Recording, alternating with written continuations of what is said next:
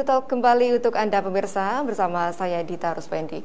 Pemirsa, baru-baru ini binary option menjadi topik yang hangat dibicarakan di masyarakat karena munculnya para korban yang mengaku merugi hingga miliaran rupiah akibat sistem investasi yang ternyata beroperasi secara ilegal di Indonesia. Lantas apa yang harus dilakukan sekarang agar tidak semakin banyak lagi dari kita yang terjebak? Ini akan kita bahas di segmen kita kali ini ya. Kita ke Ibu Elva terlebih dahulu, pakar komunikasi sosial. Ibu Elva, kita bahas dari sisi masyarakat dulu ya. Ada yang mengatakan bahwa karakter serakah dari masyarakat Indonesia adalah faktor penentu yang memperbesar kemungkinan kita terikat kepada platform investasi ilegal ini. Setujukah Anda, Ibu Elva? Ya, kalau dibilang setuju, nggak setuju juga ya, tapi ternyata kalau dibilang nggak setuju itu terjadi gitu ya.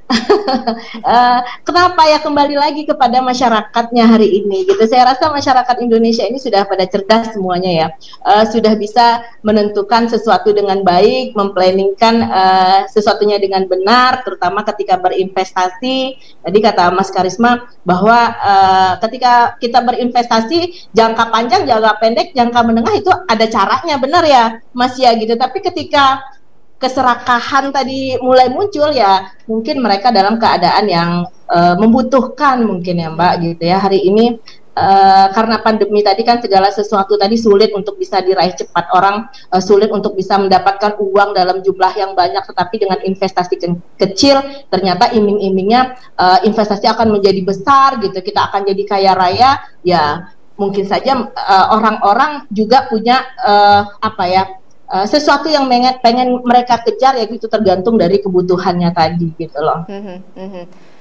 Itu dari sisi masyarakat ya, Pak Karisma. Bicara soal kasus ini ya, mengapa bisa lolos dari pengawasan menurut Anda? Bolanya ada di mana, Pak Karisma? Ya, jadi gini Mbak, kasus itu saya sudah mempelajari beberapa hal ya, bahwa pidana itu biasanya memerlukan delik aduan.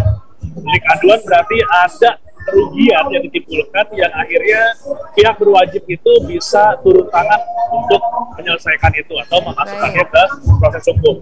Nah, ketika kita gagal nih ya untuk memberikan atau mempermasalahkan hal-hal yang sifatnya itu menyangkut kerugian kita, maka itu akan berjalan sebagaimana yang mungkin kita sering lihat dalam keseharian.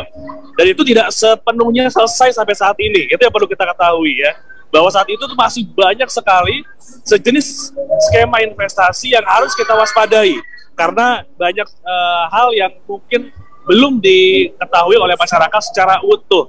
Kalau saya mengatakan bahwa selalu akan ada supply selama demand-nya itu ada. Nah, ketika demand untuk kita bisa memperkaya diri secara instan, kita pinginnya bisa mendapatkan return yang maksimal dalam kurun waktu pendek, maka akan selalu ada tuh sejenis tawaran yang seolah-olah bisa memenuhi itu semua. Itu yang tadi Bu Elva bilang ya, bahwa keserakahan, greed itu akan menyebabkan hal-hal yang sifatnya itu menjadi irasional. Nah, ketika kita sudah serakah, maka kita akan kehilangan nih hal-hal yang sifatnya itu objektif ya, rasional, sehingga kita merasa bahwa okeynya ini hal-hal yang cukup masuk di akal untuk kita bisa lakukan. Nah, ini yang harus kita waspadai ya, jangan sampai sejenis investasi ini ya nanti akan berubah bentuk dengan baju baru, itu akan ada di sekeliling kita dan tidak akan pernah hilang selama demand-nya itu selalu ada. Itu jangan sampai akhirnya masuk ke diri kita selama kita sudah memperhatikan 3 hal yang tadi saya sebutkan ya, yaitu adanya legalitas yang jelas, adanya orang yang di balik layar, serta ada aset yang memang bisa dipertanggungjawabkan, maka seharusnya kita akan terhindar dari skema investasi yang bodoh ini. Baik, lagi-lagi Pak Karisma melihatnya dari sudut pandang masyarakat ya, tapi Pak Karisma, tentunya investasi itu tidak semuanya bodong ya. Dengan 3 poin yang Pak Karisma sebutkan tadi itu, kira-kira langkah apa yang bisa kita lakukan sebelum memilih tempat investasi? Oke, ini pertanyaan bagus sekali Mbak Dita, bahwa yang pertama saya selalu bilang bahwa investasi itu adalah kendaraan. Ya, investasi adalah kendaraan, berarti kita harus punya apa? Tujuan dulu. Sekarang Mbak Dita kalau misalnya mau pergi naik kendaraan, nggak punya tujuan, ujung-ujungnya apa? ujung-ujungnya pasti akan ada pemborosan, buang-buang bensin, ya kan, kita beli kendaraan atau mungkin kita sewa kendaraan, akan ada cost-nya, dan kita nanti akan ada maintenance untuk itu. Jadi akan ada cost yang keluar ketika kita tidak tahu tujuannya itu kemana. Nah, ketika kita sudah tahu tujuan, maka kita bisa pilih kendaraan itu mau pakai yang mana. Semisal, saya sekarang mau pergi dari Jakarta ke Bogor. Apa yang mau saya gunakan kendaraannya relatif tidak banyak. Kalau saya naik kendaraan umum, berarti biasanya kereta akan lebih cepat ya. Kalau saya mau naik kendaraan pribadi, berarti naik mobil. Mungkin nggak saya naik pesawat ke Bogor. Resikonya sangat-sangat tinggi. Sepertinya impossible. Sama, saya ibaratkan perjalanan saya dari Jakarta ke Bogor itu sama aja seperti saya punya tujuan keuangan jangka pendek. Saya jangan naik pesawat, itu adalah instrumen investasi yang beresiko. Ya, kendaraan yang beresiko untuk saya tempuh ke Bogor dari Jakarta. Bagaimana kalau saya pinginnya ke Eropa? Ya udah, saya otomatis pasti akan pilihnya pesawat. Bisa nggak saya naik mobil ke Eropa? Bisa, tapi jangka waktunya 3-6 bulan. Tinggal pilih, ya. Bisa, tapi ternyata makan kos yang cukup besar dibanding saya menggunakan pesawat. Jadi ibaratnya saya mau pakai investasi, saya bisa pakai investasi yang cukup beresiko, relatif beresiko, tapi untuk jangka waktu yang panjang. Jadi turbulence atau istilahnya itu volatilitas jangka pendek itu bisa saya terima karena itu adalah keuntungannya jangka panjang. Saya nggak melihat dari resiko jangka pendek. Nah, itu yang saya selalu tekankan, ketika kita sudah tahu tujuannya, kita akan bisa memilih kendaraannya yang sesuai dengan tadi kriteria yang sudah saya sebutkan. Pastikan kita mengetahui apa tujuan kita sebelum berinvestasi, begitu ya Pak Karisma ya. Betul sekali. Ibu Elva, berarti sekarang kita melihat dari sudut pandang pemerintah, kira-kira apa yang ingin Ibu sarankan kepada pemerintah, apa yang harus pemerintah lakukan? Ya, kalau kita mintanya pemerintah harus baik, pemerintah harus ini, harus itu, mungkin sudah berbuih, berbusa-busa kali ya, Mas Karisma sendiri sebagai pengamat finansial ya, gitu ya. Nah, kalau menurut saya, hari ini ketika investasi bodong ini masih menjadi sesuatu yang menyebabkan masyarakat juga menjadi korban gitu ya, sudah saatnya pemerintah memang harus menangani hal ini lebih serius, Mbak Dita. Kenapa? Supaya tidak terjadi berulang kali gitu ya. Kalau perlu gitu atau kapan perlu, pemerintah itu melalui Otoritas Jasa Keuangan atau OJK gitu ya, mengumumkan daftar atau list perusahaan investasi bodong di setiap media elektronik itu setiap hari gitu ya, tidak hanya ada karena kasusnya aja, tetapi kalau bisa setiap hari gitu, agar seluruh masyarakat kita di Indonesia ini tahu gitu ya. Kemudian kalau sudah pemerintah tahu gitu ya, bekukanlah daftar-daftar atau list-list perusahaan investasi bodong tersebut agar ya tidak bisa beroperasi lagi gitu. Itu yang pertama. Yang kedua gitu ya, masyarakat kita juga harusnya cerdas gitu ya, tidak dengan begitu saja memanfaatkan keadaan, tetapi pilih-pilihlah, seleksi-seleksilah seperti yang dibilang Mas Karisma tadi gitu ya. Belajarlah edukasi yang bagus, melihat investasi yang baik itu seperti apa ya. Banyak-banyak mungkin baca media atau mungkin melek dengan media gitu, terutama juga media massa televisi seperti stasiun televisi itu ya, selalu membuat program-program talk show yang mungkin bisa melibatkan seluruh stakeholder gitu ya, sehingga pengumuman iklan-iklan atau daftar list perusahaan investasi bodong tersebut bisa diketahui oleh masyarakat. Dan intinya masyarakat itu hari ini harus aware gitu ya dengan segala sesuatu bentuk investasi, pastikan perusahaan tersebut memang ada jelas gitu, dan yang paling tepat adalah memang sudah terdaftar di OJK seperti yang Mbak Dita bilangkan. Terima kasih Mbak Dita. Berarti Ibu Elva menekankan kepada edukasi kepada masyarakat ya. Sebelum Pak Karisma nanti mengedukasi masyarakat, menurut pakar komunikasi ini seperti apa, strategi seperti apa, sosialisasi yang akan diterima atau edukasi yang akan diterima oleh masyarakat di masa sekarang ini seperti apa, Bu Elva? Dengan acara-acara seperti ini juga salah satu edukasi ya, Mbak Dita gitu ya. Masyarakat dengan pengetahuan-pengetahuan yang boleh berlebih gitu ya, dengan mengikuti program-program talk show seperti ini juga salah satu memudahkan masyarakat untuk tahu gitu ya, fungsi positif atau negatifnya sebuah investasi hari ini gitu ya. Terus apalagi melihat pengumuman atau iklan-iklan yang memang ada daftar-daftar perusahaan investasi bodong, jadi mereka meleklah dengan segala sesuatunya itu, sehingga ya tidak lagi merasa dibodohkan dengan adanya investasi-investasi yang nggak jelas seperti itu, Mbak Dita. Itu saya ambil kesimpulan itu sebagai pesan ya dari Ibu Elva ya untuk para masyarakat, terutama kaum milenial, sebelum menentukan apa tujuan investasi, lebih baik memilih influencer yang terpercaya seperti itu ya Bu Elva ya. Pak Karisma, idealnya investasi itu dalam bentuk apa sih? Oke, tadi saya sudah menjelaskan bahwa kita harus tahu dulu tujuannya, baru kita menggunakan kendaraan kita sebagai investasi. Nah, sekarang kita detailkan lagi. Ketika kita sudah tahu tujuannya tadi untuk jangka pendek, berarti jarak yang dekat, ataupun jangka panjang untuk jarak yang jauh, tadi saya ilustrasikan, maka sekarang akan ada produk, nature produk yang nanti akan melekat ke masing-masing tujuan tersebut. Ketika kita ingin masuk ke tujuan jangka pendek, maka kita relatif akan menggunakan produk-produk yang sifatnya konservatif. Apa sih produk-produk yang konservatif? Sekarang kita udah sering lah mungkin mengetahui ada produk dalam keuangan, tabungan, deposito. Atau sekarang sudah ada produk turunan ya untuk kita bisa masuk ke hal yang lebih canggih ya, agresif, itu masuknya ke reksadana, di antaranya pasar uang. Ketika kita masuk ke tujuan jangka menengah, berarti ini jaraknya ya tengah-tengah lah. Saya mau dari Jakarta ke Sumatera, ke Aceh atau ke Medan. Maka tujuan jangka menengah tadi saya akan menggunakan produk yang juga relatif lebih resikonya di atas dari konservatif tadi. Jadi saya bisa mulai masuk nih ke surat hutang. Kemarin di masa pandemi pemerintah mengeluarkan 3 kali kalau tidak salah, 2 yang konvensional, surat hutang negara yang retail ya sifatnya, ataupun yang syariah namanya sukuk retail. Nah, ketika itu bisa kita gunakan untuk jangka menengah, jadi antara 3 sampai 5 tahun, maka kita akan mendapatkan return yang lebih besar lagi dibanding kita masuk ke produk konservatif. Yang terakhir itu adalah jangka panjang. Jangka panjang berarti kita menggunakan produk yang lebih agresif, ya, kendaraan yang lebih bisa mencapai tujuan kita untuk jangka panjang. Walaupun di jangka pendek ada resiko nih, penurunan nilai mata uang kita atau penurunan harga saham yang kita punya itu bisa kita mungkin lalui. Nah, di antaranya masuk ke mana? Tadi saya sudah bilang ya, saham yang paling umum.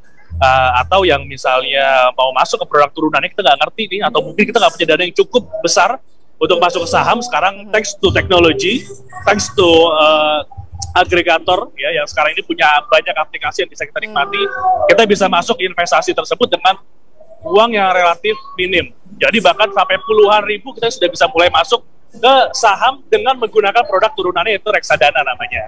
Jadi itu salah satu produk-produk keuangan yang bisa memenuhi beberapa tujuan keuangan kita sebagai bagian dari kendaraan yang nantinya akan mensupport kita supaya benar-benar kita bisa memastikan peruntukannya itu sesuai dengan apa yang kita harapkan. Baik, mengenai detailnya itu bisa masyarakat ketahui melalui apa saja, Pak Karisma? Ya, banyak. Jadi kalau sekarang kita melihat dari sosial media, sudah banyak akun-akun independen. Ya, saya ngomong independen berarti mereka tidak terafiliasi atau mereka tidak tendensius dalam merekomendasikan produk. Jadi netral nih. Mereka nggak hanya mempromosikan satu produk aja, tapi mereka memberikan edukasi atau literasi bagaimana caranya mereka bisa memenuhi tujuan keuangan dengan resiko yang juga bisa terukur ya. Nah, itu sekarang sudah banyak di sosial media terutama. Yang kedua adalah kita bisa lihat sosial media atau bagian dari literasi keuangan yang diberikan oleh para otoritas. Kalau kita nggak trust dengan sosial media yang sekarang beredar, kita bisa tuh lihat dari Instagramnya Otoritas Jasa Keuangan, Instagramnya Bank Indonesia, Instagramnya Bursa Efek Indonesia. Sekarang mereka sudah memberikan konten yang cukup edukatif, sehingga kita benar-benar bisa mengerti secara lebih mudah terhadap apa yang mungkin sebelumnya itu kita anggap susah. Nah, itu yang seharusnya menjadi ajang kita nih untuk sesegera mungkin bisa action, karena ini beda dengan saya dulu lah. Saya mungkin merekomendasikan produk-produk yang agresif 5 tahun atau mungkin menjelang 10 tahun yang lalu tidak sesimpel seperti sekarang, karena waktu itu relatif mahal. Kita start beli reksadana itu bisa angkanya jutaan atau bahkan puluhan juta. Sekarang dengan puluhan ribu sudah bisa kita masuk dengan adanya kemudahan teknologi. Nah, itu yang harus kita manfaatkan agar kita bisa action sedemikian rupa. Dan yang terakhir jangan lupa, ketika investasi maka pastikan kita menggunakan uang dingin, uang yang memang kita alokasikan untuk kebutuhan kita di waktu yang akan datang, bukan untuk kebutuhan konsumsi kita saat ini, bukan untuk kebutuhan anak kita sekolah saat ini, bukan untuk kebutuhan kita belanja bulanan saat ini, tapi untuk dana yang memang kita peruntukkan di masa depan. Makanya nggak banyak-banyak. Financial planner itu menyarankan 15% aja setiap bulan dari income bulanan digunakan untuk investasi. Jadi nggak harus jor-joran juga, semuanya setengahnya dari income kita dipakai untuk investasi, nggak juga. Jadi kita menyarankan itu supaya apa? Kita menganggap uang itu seperti uang hilang aja, ya, supaya kita akhirnya bisa sabar dalam menunggu growth-nya. Berarti dengan kata lainnya Pak Karisma belum menyarankan bagi seseorang yang belum memiliki uang dingin, begitu Pak Karisma? Kalau mereka belum memiliki uang dingin, maka strateginya masuk kepada cash flow management. Kenapa mereka belum memiliki uang dingin? Kalau mungkin Bu Elva sebagai pakar sosial tadi ya, melihat fenomena ini akan memperhitungkan atau mungkin melihat gejalanya, mungkin sekarang banyak milenial yang mereka kecenderungannya hanya konsumtif, ya, consumerismnya itu terlalu tinggi sehingga mereka seolah-olah nggak bisa nabung, padahal apa, setiap hari itu beli kopi kekinian yang harganya 18-20 ribu, dikalikan selama sebulan, ujung-ujungnya itu bisa menghabiskan 600 ribu sendiri. Kenapa nggak bisa investasi cuma puluhan ribu, atau mungkin kita targetkan 200-300 ribu setiap bulan? Itu kan pertanyaannya. Sedangkan dia jajan-jajannya bisa, kenapa jadi nggak bisa untuk investasi? Nah, itu kan fenomena sosial yang harus kita pahami ya, dan kita harus paksakan ke diri kita. Sama halnya seperti sekarang kita kerja, dipaksakan kita membayar premi asuransi dari kantor dalam bentuk yang sekarang ini diprogramkan pemerintah, BPJS Kesehatan ataupun BPJS Ketenagakerjaan untuk JHT kita yang kemarin sempat heboh itu. Ya, itu kan dana yang dikutip dari income kita, ya, gaji pokok kita setiap bulan ya, dan kita nggak pernah merasa itu menjadi sebuah beban. Karena apa? Kita nganggap take home pay kita adalah dana yang bisa kita gunakan untuk kebutuhan hidup. Itu dipergunakan untuk biaya kesehatan kita, itu dipergunakan untuk biaya jaminan hari tua kita, gitu ya. Ketika ternyata sekarang ada orang yang loyal ke satu perusahaan kerja puluhan tahun, jangan kaget. Ketika saya training masa persiapan pensiun di beberapa perusahaan, mereka ternyata terkaget-kaget punya dana ratusan juta sampai dengan miliaran dari mereka menyisihkan setiap bulan 2% yang mereka korbankan dari gaji pokok mereka, ditambah 3% dari perusahaan dalam program BPJS Ketenagakerjaan tadi. Dan itu kan sama saja sebenarnya, cash flow management. Kita menganggap bahwa spending kita itu diambil dari yang tersisa setelah kita saving. Bukan kita saving setelah tersisa atas pembelanjaan kita. Ujung-ujungnya apa? Nggak pernah ada sisanya. Karena kita belanjanya itu selalu pasti arahnya untuk menghabiskan dana kita. Gitu ya Bu Elva, palingan ya Bu. Perilaku kita. Cash flow manajemennya ya, PR untuk masyarakat kita. Kalau begitu terakhir, Pak Karisma, apa pesan sebagai seorang financial planner untuk para kaum milenial terkhususnya ya dalam menghadapi fenomena ini? Baik, para kaum millennials, challenge-nya sekarang adalah, saya selalu bilang, sifat FOMO, fears of missing out, yang seringkali kecenderungannya menjadi efeknya negatif karena FOMO-nya itu terhadap sesuatu hal yang buruk.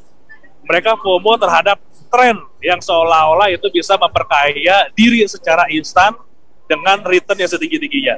Mereka FOMO terhadap sesuatu hal yang sifatnya itu consumerism. Mereka melihat sebuah tren yang ujung-ujungnya melihat sebuah style yang ujung-ujungnya mereka juga pasti untuk memenuhi lifestyle tersebut, mereka akan spending lebih besar. Nah, ini adalah challenge untuk mereka bisa menyisihkan dananya untuk investasi. Saran saya adalah kita harus menjaga. FOMO itu bisa kita atasi dengan apa? Kita mengukur resiko diri. Atau saya ngomongnya itu adalah risk profiling. Jadi kita mengetahui profil diri kita itu apa sih? Kalau ternyata kita itu belum ya mengetahui terlalu dalam terkait produk keuangan, biasanya kita akan masuk ke risk profiling yang konservatif. Kalau konservatif berarti kita harus belajar lebih besar untuk kita bisa masuk ke instrumen yang agresif tadi saya bilang. Kita bisa start dari produk-produk yang sifatnya konservatif dulu. Tapi kalau kita ternyata sudah agresif, dalam artian berani menanggung resiko, maka dari situ kita bisa masuk ke produk agresif yang nggak konyol. Saya bilang itu nggak konyol berarti bukan ke produk yang tadi nggak ada 3 hal yang saya sempat singgung. Tapi produk yang memang punya resiko tapi peruntukannya untuk jangka panjang dan mereka bisa menghasilkan return lebih besar lagi. Nah, itu yang harusnya kita perhatikan, dan ketika itu sudah kita lakukan, maka diharapkan tidak ada lagi, atau mungkin tidak semasif sekarang perkembangan fenomena penawaran sejenis investasi yang sifatnya bodong ini. Baik, terima kasih Pak Muhammad Karisma sebagai Financial Planner dan juga Ibu Elva Ronaningrum, pakar komunikasi sosial Universitas Andalas. Semoga pembahasan kita tadi dapat meningkatkan literasi keuangan kita ya, agar kita mampu mengelola dan memanfaatkan keuangan secara maksimal dan mampu mengambil sikap serta memilih keputusan keuangan secara bijak. Sampai di sini Time to Talk kita kali ini. Mudah-mudahan kita dapat berjumpa lagi di lain kesempatan. Saya Dita Ruspendi, mewakili segenap tim yang bertugas mengucapkan terima kasih atas kebersamaan Anda. Assalamualaikum warahmatullahi wabarakatuh dan sampai jumpa.